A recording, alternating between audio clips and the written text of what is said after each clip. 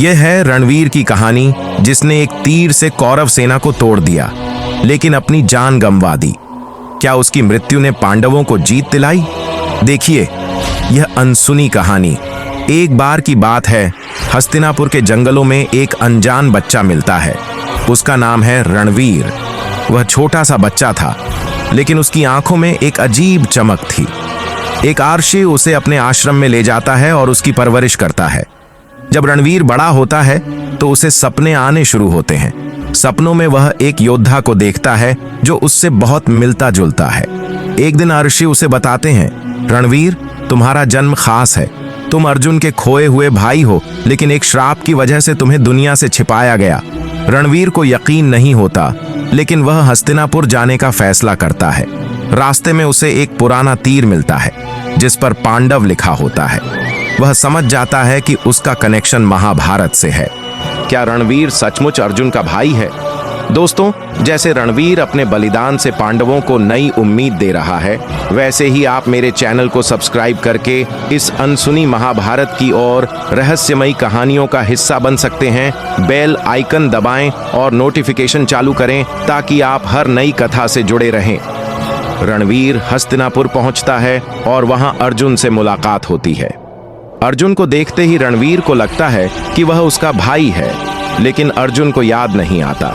रणवीर को एक पुरानी याद आती है। जब वह छोटा था तो उसकी मां कुंती ने उसे जंगल में छोड़ दिया था, क्योंकि एक आर्षि ने कहा था कि उसकी रक्षा के लिए ऐसा करना जरूरी है।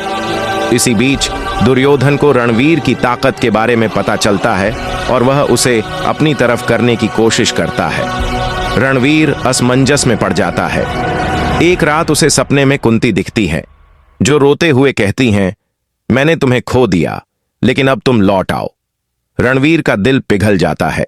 रणवीर कुंती से मिलता है और पूछता है, मैं आपका बेटा हूं?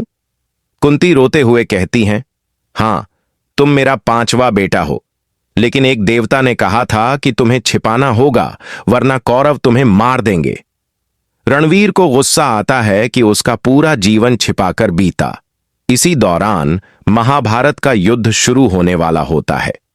रणवीर अर्जुन से मिलकर कहता है, मैं तुम्हारे साथ लड़ूंगा, लेकिन अर्जुन कहता है, नहीं, तुम्हें अपनी शक्ति बचानी होगी। रणवीर को समझ नहीं आता। रणवीर युद्ध में उतरता है और अपनी ताकत दिखाता है। उसका एक खास धनुष है जो उसे आर्षि ने दिया था, और वह एक बार में 100 तीर चला सकता है। लेकिन कौरवों के एक योद्धा उसे घायल कर देते हैं। अर्जुन उसे बचाने की कोशिश करता है, लेकिन रणवीर कहता है, मेरा बलिदान ही तुम्हारी जीत लाएगा। रणवीर अपने धनुष से आखिरी तीर चलाता है जो कौरवों की सेना को तोड़ देता है, लेकिन इस तीर के साथ उसकी जान चली जाती है। अर्जुन और कुंती रोते हैं और युद्ध में पांडवों को बढ़त मिलती है। रणवीर की मौत के बाद भगवान कृष्ण प्रकट होते हैं और कहते हैं, रणवीर का बलिदान धर्म की जीत के लिए था। उसने अपने भाइयों को बचाया। कुंती और अर्जुन वचन लेते हैं कि वे रणवीर की याद में हमेशा सच्चाई और बलिदान की बात सिखाएंगे।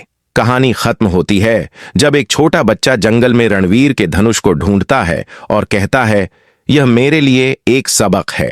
अंत में एक सीख दी जाती है, सच्चा प्यार और बलिदान ही असली जीत है।